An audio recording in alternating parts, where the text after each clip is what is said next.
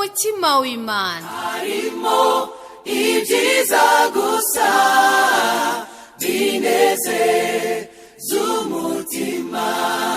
Nibihe bimenyetso muzomenya yuko umuntu ari umunyedini? icambere amenyera Imana n'ivy'Imana. Ica kabiri kizokumenyesha ko uri umunyedini, inyota y'ivy'Imana igabanuka muri we. Ica gatatu ishari n'isako bimubana vyinshi. Nagira ndababwire ko ni waba wumvise ikimenyetso kimwe wowe ufise muri ibi mpejeje kudondagura, menya neza ko wabaye umunyedini. Aho utabaye maso mugenzi wanje, ndakurahiye Satani aragutwaye. Umutima w'Imana. Papa bien-aimé.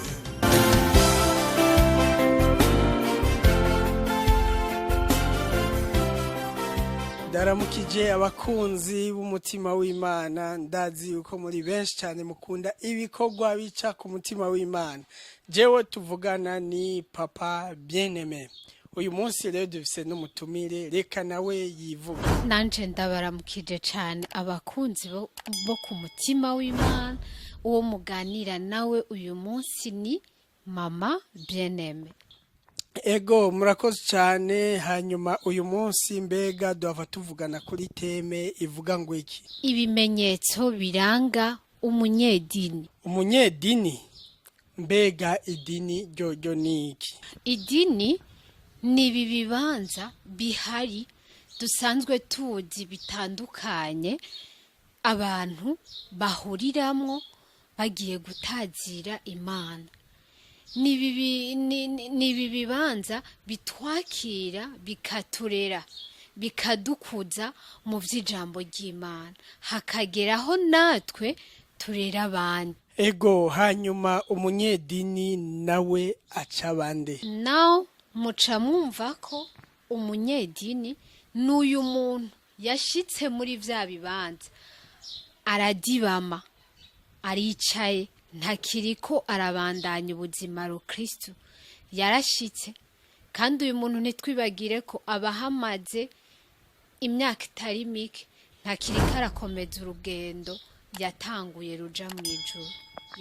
Twumvise umunyedini, none nibihe bimenyetso muzomenya yuko umuntu ari umunyedini? Hoba hariho ibimenyetso? Nimba biriho reka babitubwiye.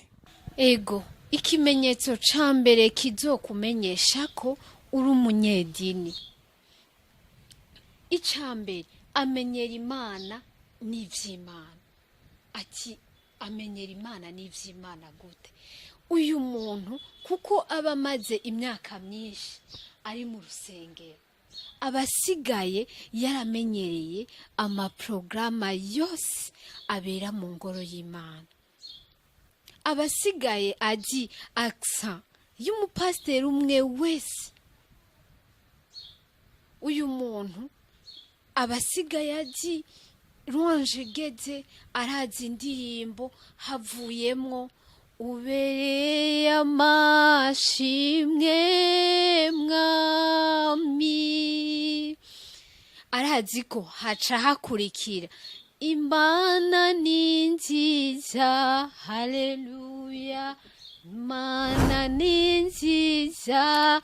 Donc urumva arazi, yaramenyereye programa yose, nta kikiri gishasha. Nta gishasha bakironka, nta kintu gishasha kizima. Kandi uyu muntu ntitwibagire abasigaye ari n'umufanzi w'abapasiteri. Umwe agiye kwigisha yarampezagira, ujya nawe ntampezagira. Ico ni kimenyetso ca mbere kizokumenyesha ko uri umunyedini. Kandi uyu muntu ntitwibagire neza ko abazi amaverse biblique menshi.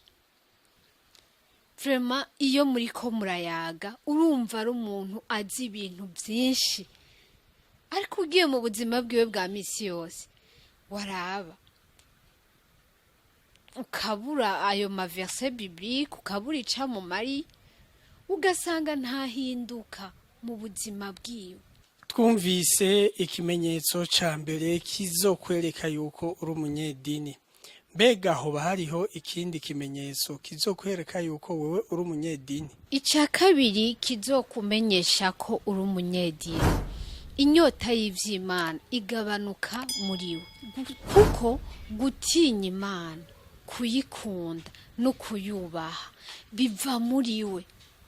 Ntabagitinya gusiba gusenga yiryamiye, ariko araraba televiziyo ndetse yasohokanye n'abagenzi. Kandi uyu muntu ubunebwe bumubana bwinshi. Ego, twumvise ikimenyetso ca kabiri kiranga umunyedini. Mbe hoba hariho ikindi kimenyetso coba kiranga umuntu ko ari umunyedini? Icya gatatu kizokumenyesha ko uri umunyedini, ishari n'isako bimubana byinshi.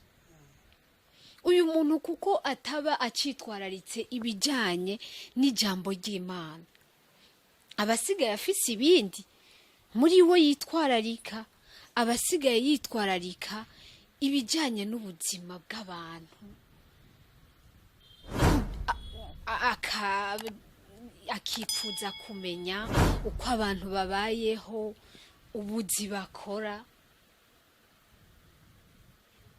Kandi uyu muntu amenya neza n'ibivugirwa mu manama nzezwa shengero, amenya ibivugirwa mu manama nzezwa shengero kandi atariyo yari.